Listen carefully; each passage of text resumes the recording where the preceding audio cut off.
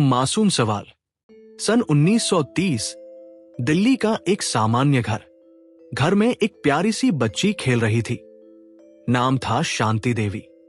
4 साल की उम्र में ही वो अपने माता पिता से बार बार एक ही बात कहने लगी, ये मेरा असली घर नहीं है, मेरा असली घर मथुरा में है, वहां मेरे पति रहते हैं और मेरा एक बेटा भी है।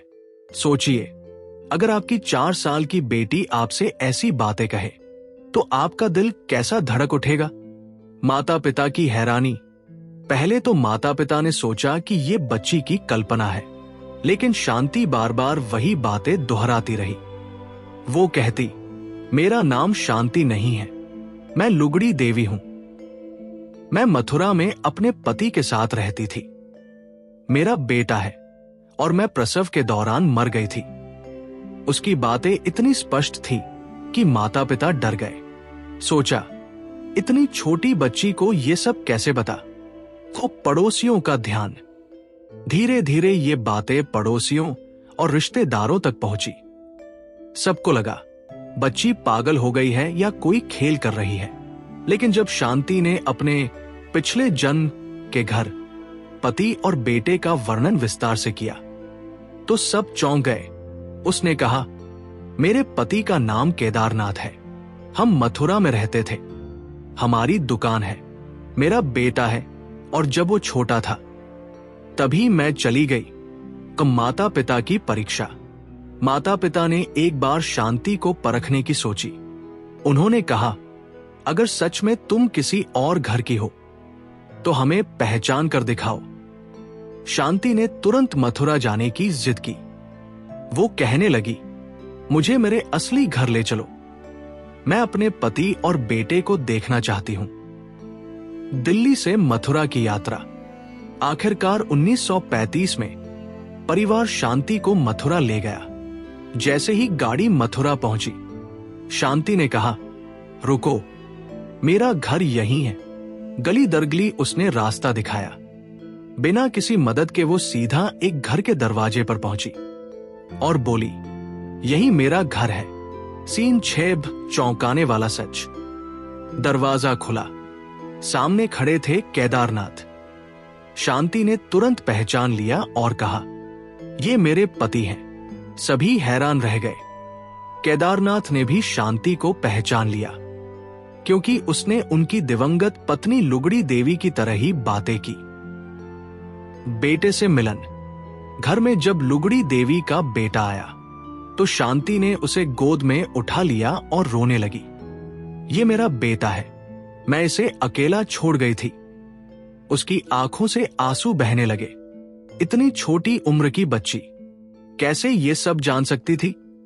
सीन 8 सबूतों की परीक्षा। केदारनाथ और परिवार ने शांति की परीक्षा ली। उन्होंने कई ऐसे सवाल पूछे जो केवल लुगड़ी देवी को पता हो सकते थे। शांति ने हर सवाल का सही जवाब दिया। उसने यहां तक कहा, तुम्हारे घर में वो संदूक है जिसमें मेरी साड़ियां रखी हैं, मैंने उसमें कुछ पैसे भी छुपाए थे। जब संदूक खोला गया तो सचमुच सब कुछ वैसा ही मिला। अब सबके होश उड़ गए। सीन 9 देश भर में चर्चा। ये खबर आग की तरह फैल गई। अखबारों ने हेडलाइन बनाई, दिल्ली की बच्ची को याद है पिछला जन्म। लोग दूर दूर से शांति को देखने आने लगे। ये मामला इतना बड़ा हो गया कि स्कूल, कॉलेज, पत्रकार, यहां तक कि बड़े बड़े विद्वान भी हैरान रह गए। अब ब्रिटिश सरकार की जांच। ये ब्रिटिश इंडिया का दौर था। लोगों ने सरकार से अपील की कि इस मामले की जांच हो। एक विशेष कमेटी बनाई गई जिसमें वकील, डॉक्टर, अध्यापक और विद्वान शामिल थे। कमेटी ने शांति से सवाल जवाब किए। उसने हर सवाल का सही उत्तर दिया। उसकी बातें बिल्कुल मेल खाती रहीं। रिपोर्ट में साफ लिखा गया, शांति देवी सचमुच अपने पिछले जन्म को याद कर रही है। गरुड़ पुराण का दृष्टिकोण। गरुड़ पुराण कहता है कि जब आत्मा मृत्यु के बाद शरीर छोड़ती है तो उसके पिछले कर्म और इच्छाएं अधूरी रह जाती हैं। ऐसे में आत्मा अगले जन्म में उन्हीं अधूरी इच्छाओं को लेकर लौटती है। शांति देवी यानी लुगड़ी देवी की आत्मा भी शायद अपने बेटे और पति को छोड़ने के गहरे दुख के कारण ही लौटी। अंतर्राष्ट्रीय स्तर पर चर्चा। ये मामला सिर्फ भारत तक सीमित नहीं रहा, विदेशी पत्रकारों ने भी इसे कवर किया।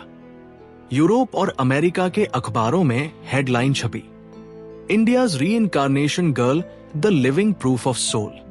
यहां तक कि महात्मा गांधी ने भी इस मामले में रुचि दिखाई और कहा, यह पुनर्जन्म का सबसे बड़ा प्रमाण है। शांति देवी का जीवन आगे। जैसे जैसे शांति बड़ी हुई, उसने धीरे धीरे अपने नए जीवन को स्वीकार किया, लेकिन वो हमेशा कहती रही, मैंने अपने पिछले जन्म में अपने परिवार को अधूरा छोड़ा था। उसके मन में ये बोझ हमेशा रहा। दोस्तों, सोचिए, क्या हो अगर हमारी आत्मा भी हमारे कर्मों के कारण अगली बार लौट आए? क्या हम भी अपनी अधूरी कहानियां जीने फिर से जन्म ले? गरुड़ पुराण कहता है, कर्म कभी साथ नहीं छोड़ते। मृत्यु के बाद भी आत्मा उन्हीं कर्मों से बंधी रहती है। तो दोस्तों, ये थी शांति देवी पुनर्जन्म कथा। एक ऐसी घटना जिसने पूरे विश्व को सोचने पर मजबूर कर दिया। आत्मा सचमुच अमर है और कर्म उसका सच्चा साथी। अगर आपको ये कहानी रहस्यमय लगी तो सोचिए, गरुड़ पुराण में और कितने अद्भुत रहस्य छिपे हैं। इन्हें जानने के लिए हमारे चैनल से जुड़े रहिए।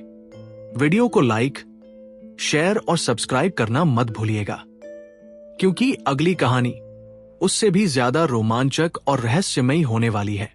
मिलते हैं अगले रहस्य के साथ। लेकिन याद रखिए, मृत्यु अंत नहीं, आत्मा की यात्रा की शुरुआत है।